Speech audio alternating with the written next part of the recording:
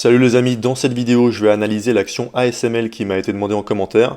Donc d'abord je vais déterminer si l'entreprise est de qualité ou non, et ensuite je déterminerai la valeur intrinsèque de l'action pour savoir à quel prix je suis prêt à l'acheter moi dans le but de battre le marché. Donc ASML c'est une boîte que je connaissais pas, donc je suis allé me renseigner un peu sur ce qu'ils font. Et c'est une boîte néerlandaise qui est dans le secteur des semi-conducteurs, mais contrairement à des boîtes comme Intel ou Nvidia, ils vendent pas directement des processeurs ou des cartes graphiques, mais ils ont 90% de leurs revenus qui vient de la vente d'équipements de lithographie. Et donc je suis allé voir un peu ce qu'était la lithographie, et cet article nous dit ASML ne produit pas de puces mais des machines de photolithographie indispensables pour imprimer les semi-conducteurs. Donc les semi-conducteurs c'est ce qu'on utilise justement dans les processeurs, etc. En les exposant à un rayonnement ultraviolet. Et ensuite, ces machines de 180 tonnes qui coûtent plus de 100 millions d'euros et nécessitent 18 mois d'assemblage sont vendues par une seule entreprise, ASML. Donc en résumé, ASML vend ces machines qui coûtent chacune 100 millions d'euros à principalement 3 clients qui sont Intel, TSMC et Samsung. Et ils ont apparemment 90% de part de marché dans ce secteur, ce qui est plutôt bon signe pour nous, puisque c'est sûrement le signe d'un moat fort, donc d'un rempart concurrentiel fort. Et on va aller vérifier ça avec mes critères de qualité que voici. Donc d'abord, je regarde toujours si l'entreprise a un minimum de croissance, je cherche au moins 10%. Donc croissance que ce soit de revenus, de bénéfices ou de free cash flow. Là, on voit que c'est le cas, on voit que c'est supérieur à 10%, donc très bien, c'est validé.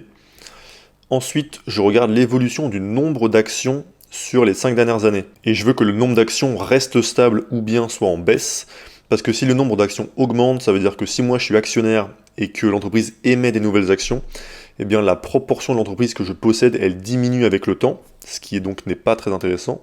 On dit qu'on se fait diluer dans ce cas-là. Et là, on voit que le nombre d'actions a baissé de 7,78% sur les 5 dernières années, donc c'est une bonne nouvelle. Après, il faudrait aller regarder à quel prix ces rachats d'actions ont été faits, puisque s'ils ont été faits à des prix trop élevés, alors le retour sur investissement de ces rachats d'actions sera pas ouf. Mais en tout cas, c'est mieux ça que d'avoir un nombre d'actions qui augmente. Ensuite, on passe au critère le plus important, le ROE. Et je regarde le ROE moyen des 5 dernières années pour éviter d'avoir un résultat faussé par une année particulière. Et en l'occurrence, il est de 35,68%, ce qui est très élevé. Je le cherche en général supérieur à 15%, donc là on est largement au-dessus. Et pour rappel, le ROE, c'est le retour sur investissement que l'entreprise arrive à avoir sur l'argent investi par les actionnaires ou bien sur les bénéfices réinvestis. Donc typiquement, si l'entreprise réinvestit 100 euros de bénéfices, eh bien ces 100 euros vont permettre de générer 35,68 euros de plus. On peut regarder l'évolution de ce ROE aussi, c'est intéressant. Et on voit que sur les 12 derniers mois, il est même de 73%, ce qui est extrêmement élevé. En 2022, il était à 56, 2021, 56 aussi.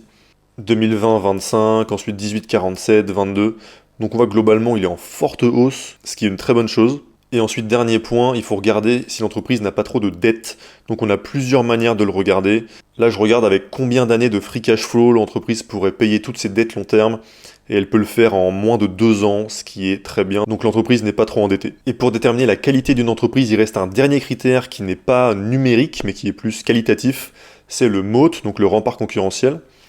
Donc c'est la capacité que l'entreprise a à garder les concurrents à distance et donc à conserver des retours sur investissement élevés, donc un ROE élevé. Et donc dans le cas d'ASML, on pourrait creuser plus, mais on a déjà eu un indice tout à l'heure. On sait que l'entreprise a 90% de part de marché, donc quasiment aucune concurrence. Et leurs machines, elles nécessitent 18 mois d'assemblage. J'imagine qu'elles doivent être extrêmement chères à créer, vu qu'ils les vendent à plus de 100 millions d'euros. Et en plus, ils sont dans un domaine qui demande des compétences hyper pointues. Je pense pas qu'un concurrent puisse apparaître comme ça et rivaliser. Ça doit prendre, je pense, des décennies d'arriver à ce niveau. Donc je pense qu'il y a un bon mot, il faudrait que je creuse plus, mais ça m'a l'air bien. Il y a un dernier critère de qualité que je devrais rajouter, c'est les marges. Donc là, on a les 3 niveaux de marge. D'abord, la grosse margin, c'est simplement le coût pour créer les produits qui sont vendus. Donc là, ça veut dire que si une machine est vendue 100 millions d'euros, eh bien ça leur a coûté 50 millions pour la créer. Ensuite, on a l'operating margin, c'est ce qui reste une fois qu'on a enlevé les dépenses de marketing, les dépenses de vente, les dépenses de recherche et développement et les dépenses financières et administratives. Donc là, il reste 32% de marge. Et ensuite, on a la marge nette, c'est principalement après avoir enlevé les taxes. Donc en net margin, on voit qu'ils ont 28% et c'est plutôt en hausse, donc c'est un très bon niveau de marge, donc pas de problème à ce niveau-là. et on voit même que leur gross margin est en hausse, ce qui est très bon signe.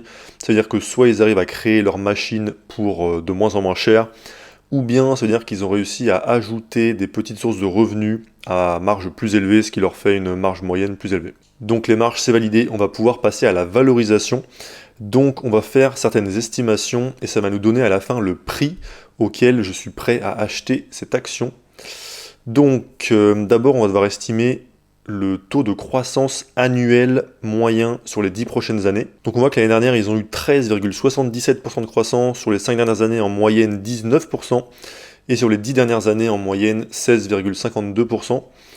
Donc il faut faire des hypothèses plutôt pessimistes, puisqu'on ne va pas pouvoir être précis.